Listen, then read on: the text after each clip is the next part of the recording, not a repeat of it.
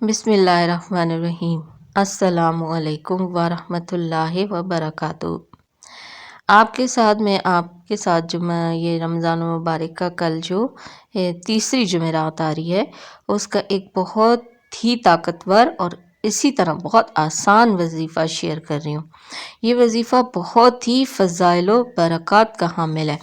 تو آپ سے لمبی بات نہیں کرتی، میں جلد وظیفہ بتاتی ہوں آپ کو کہ آپ نے کرنا کیا ہے کہ وظیفے کے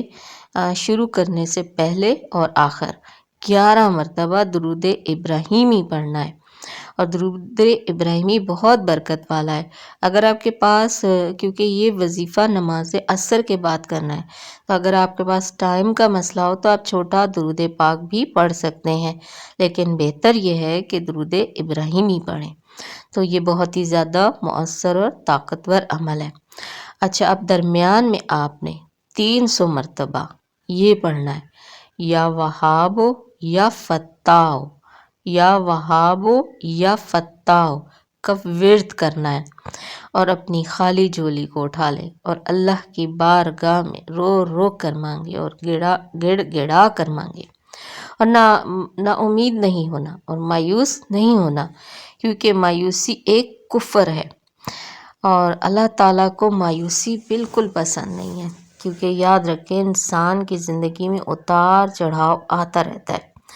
تو کبھی غم کا سامنا کرنا پڑتا ہے تو کبھی خوشی کا،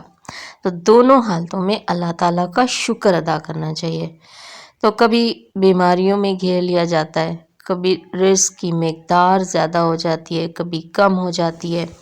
کبھی پیسوں کی ریل پیل ہو جاتی ہے، تو کبھی ایسا وقت آتا ہے کہ کھانے کے لیے کچھ میسر نہیں ہوتا، کبھی وسائل بہت بڑھ جاتے ہیں، اور کبھی ایسا ہوتا ہے کہ انسان کے پاس کوئی بھی چیز ایسی نہیں ہوتی جس کو وہ گزارے لائق کر سکے۔ یہ ساری چیزیں ہر انسان کی زندگی کا حصہ ہے، اور مرتے دم تک یہ چیزیں چلتی رہتی ہیں، لیکن اصل کمال تو یہ ہے کہ انسان ہر حال میں اللہ کا شکر ادا کرے، جس طرح آپ کو بتایا ہے کہ ہر حالت میں اللہ کا شکر ادا کریں، اسی کی طرف ہو جائیں، اسی کے آگے ہاتھ پھیلائیں، اللہ تعالیٰ جس حال میں رکھے، جس حالت میں رکھے، اسی میں خوش رہیں، کیونکہ اللہ تعالیٰ نے ہی یہ ہمیں قرآن پاک، قرآنی آیتیں، قرآنی دعائیں، یہ سارے وسیلے دیے ہیں کہ اس کے ناموں سے اس کو پکارو، وہ سنتا ہے، دعائیں مانگنے کا وسیلہ بنایا ہے کہ جب ایسا کچھ ہوتا ہے تو ہم دعا مانگتے ہیں، بہت دل سے مانگتے ہیں، جو کہ اللہ کو سب سے زیادہ پسند ہے۔ تو اب یہ جو وظیفہ میں نے آپ کو بتایا ہے، آپ ایک حاجت کے لیے کریے گا، ایک حاجت کے لیے ایک دفعہ، ہاں آپ اس کو 2 دفعہ بھی کر سکتے ہیں، یعنی کہ ایک حاجت کے لیے آپ نے 11 بار اول و آخر درود شریف پڑھا، درمیان میں یہ تسبیح پڑھی، اور پھر دوسری حاجت کے لیے دوبارہ یہی عمل کریں